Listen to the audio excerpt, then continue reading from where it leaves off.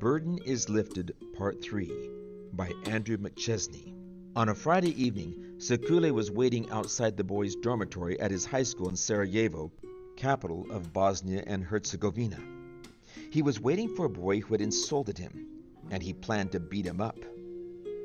As he waited, a friend offered him cognac. He drank, and after many more drinks, passed out in a drunken stupor.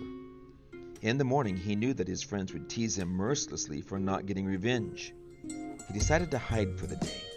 But where? Then he remembered the invitation from his Adventist teacher to go to church. It was Sabbath morning. Sekule's hair was long and greasy. He hadn't washed it for a month. His breath reeked, but he went to church.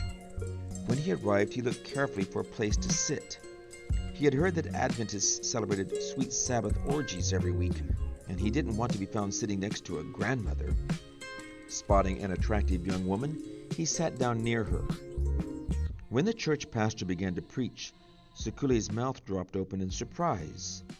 The pastor was giving Bible answers to his questions about God and hell.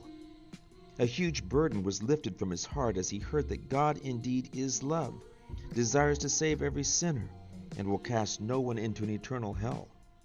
After the sermon, someone invited Sekule to evangelistic meetings, and he went. At the end of the meetings, he asked the church pastor, "Tell me, please, what am I allowed to do, and what am I not allowed to do?" "You can do whatever you want," the pastor said. "Don't talk that way," Sekule said. "Tell me what I can and cannot do." "You cannot work on Sabbath anymore," the pastor said. "Okay, done." "You cannot go to school on Sabbath anymore." "Okay, done." "You cannot fight anymore." "Okay, done." "You cannot eat unclean meat." "Okay, I won't eat unclean meat." "Actually, we suggest that you not eat any meat at all."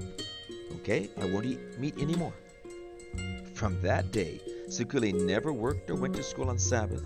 He never fought, and he never ate meat. He was baptized 6 months later at the age of 18.